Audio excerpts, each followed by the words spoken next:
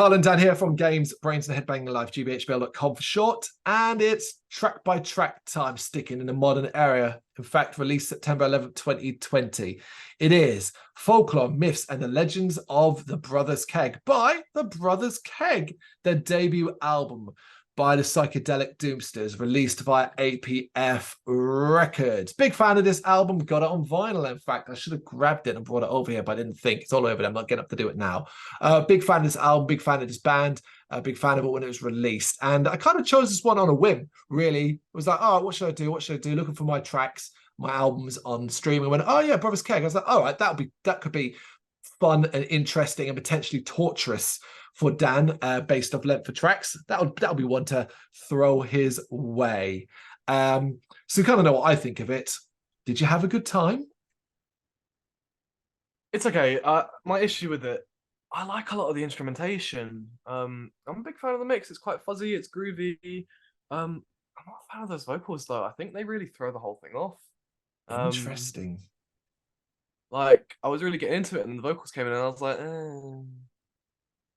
Okay, well, let's break it down to tracks. That's the point of this track by track as we kick off with Moorsman. It is a hefty opener with a ton of doomy groove. The fathomless depths they plumb with the distorted guitars and the way in which they seamlessly move from section to section makes for a hugely impressive start. I loved it when I first heard it. I love it now.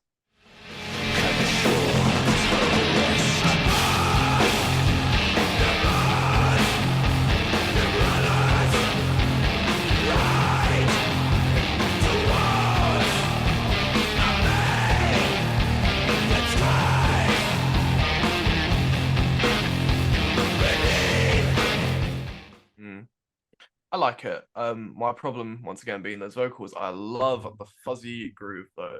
Those guitar tones are really, really nice, and I quite like how tucked back the drums are. Very restrained, but I quite like it. Just I can't get along with those vocals. Okay, yeah, no worries. From the records of Arthur Schnee, it's a short voiceover and a bit of atmosphere. That's it. Cute soundscaping. No earthly form. This one features crushing doominess and a really ethereal feel. Expect heavy riffing and warped psychedelic sounds, and get heavy riffing and warped psychedelic sounds. I really got along with this one. The vocals are much more palatable here. I like the cleaner thing, and I think that should what you do that on Moorsman. And I'd be really getting into it. I can get into this. I think in a live environment, I'd maybe be a little bored. But as just a listen through of an album, this one stands out. Cool. I was expecting like a sort of concert stream. I was bored, so this is cool. The ice melteth. Don't even think that's a word. I don't think melteth is a word. Funny though. With echoing spoken word and ringing psychedelia, this one leaves an impression. It's weird and wonderful. There you go, shut me up. It's weird and wonderful in equal measures, giving off dystopian sci-fi vibes.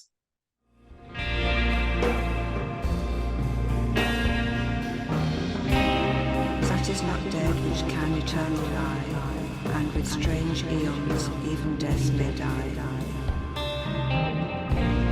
Summon the soul of ancient curse when other things inhabit earth. Yeah,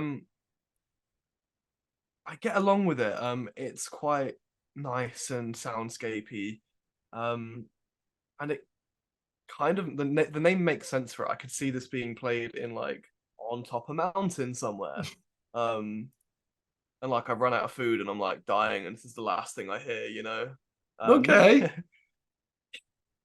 I like really that. Like the last like minute or so where the synths come in, and it's just really nice and pretty and chilled out. Enough of that chill then, because it's introducing the Brothers Keg. This one is all about making sure you know where the focus is, and it's still on crushing heaviness. Although you might not think that at first with the melody at the start. However, this one is almost unashamed in its doominess.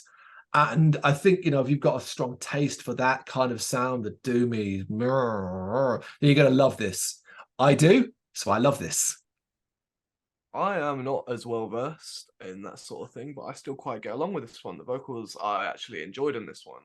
I'm not sure why they rubbed me the wrong way on the first song, but I quite like it here. And the parts where the melody comes through, I'm really, really enjoying.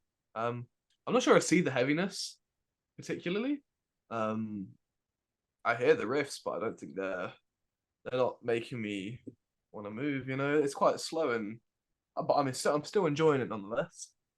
Well, Doom's always had that kind of different style. There's very variations of Doom, of course, but ultimately it's just that thickness more than anything else. Doom should not be fast. That's the one thing we can all agree on. Doom should not be fast. No. Brrraains. Okay, everything we've heard so far pales when it comes to this near 13-minute epic.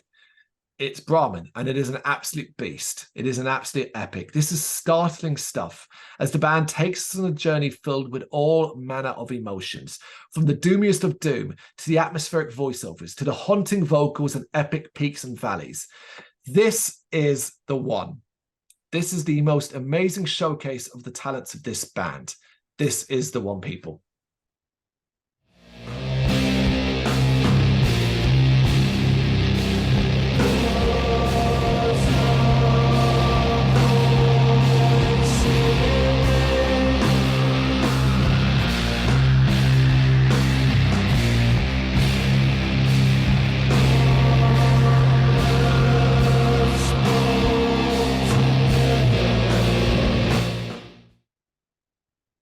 In my opinion. Yeah, I don't particularly agree because I think there's better stuff in other songs. And making a song 13 minutes long seems like more of a performative piece than it does like I don't believe that you wanted to write a 13-minute song. I think you did it because people would look at it and go, what the fuck, why have you written a 13-minute song? Like I don't know if it's like a thing for Doom music to have like long songs. Okay. Clearly I'm misinformed. Yeah, it is a thing. It's not even that as well. The last like Doom band we listened to, I hated it, and then we ran into the dude at Bloodstock. Oh, who was it? And he'd said to you that he was gonna like punch me or something. And Do you remember who it was? No idea, I don't remember. But they were playing as well. Oh, they were on New Blood. But I don't remember what it was. Can't remember. Damn. No, it is. This is, I mean, like anything, it is ultimately down to taste. Being a big fan of Doom in general, a wide array of Doom bands across the different spectrum of Doom, I can always get along with it. But the Brothers Keg, the thing that also spurred in mind was Doom, you know, traditionally can be quite long songs and wandering and so on, but the psychedelia and progressive elements that the Brothers Keg have as well just is where you get this massive journey-like track. For me, I love it, but yeah, I mean, it is each to our own in this one. Okay, the Army of the Thirsty Blade approaches. I love that title. I don't know why the Thirsty Blade just makes me go, okay, that's weird. It's interesting. Yeah, it's a bit of an abrasive intermission that leaves you feeling uncomfortable because of the rumbling feedback and effects. Yeah, it's more just an interlude thing. I like it. It's cute. It makes sense for the album. To have these, yeah. Yeah, it makes sense. I can kind of picture it in my head. Then we get the penultimate track, Castle Keg, a no-frills heady hit of Doom. It's extremely in your face and won't upend anyone's expectations of this album at this late stage. So basically, it's one of two things here. If you've been having a miserable time, you're going to hit Castle Keg and you're not going to be having your mind changed.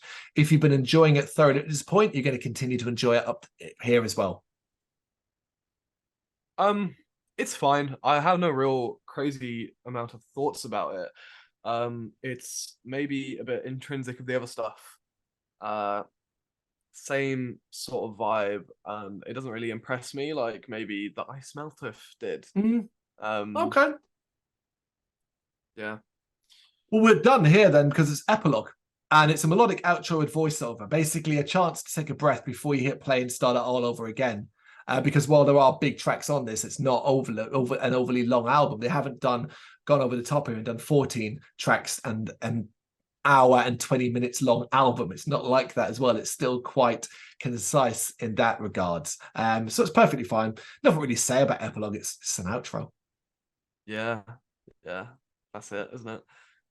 Which does narrow down kind of the top 3 tracks, really, if I'm honest. It kind of does narrow it down because there's a lot of like, okay, well, you got to remove this one because intermission, I'm going to have this one and so on, that kind of thing. But let's start with you. You can do your 3. I think the Ice Melteth, introducing the Brothers Keg, and No Earthly Form, I think.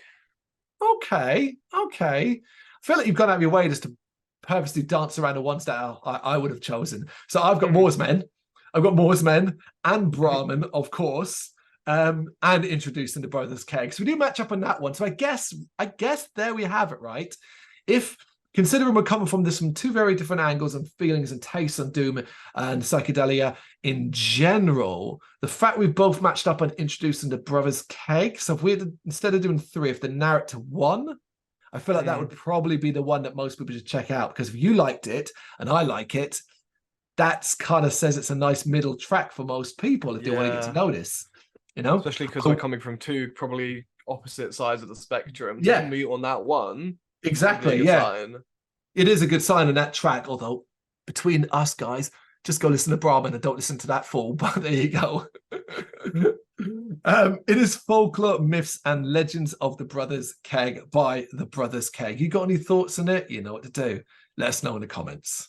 Thank you very much for watching. If you liked what you saw, please help us out by giving us a thumbs up and hitting that subscribe button.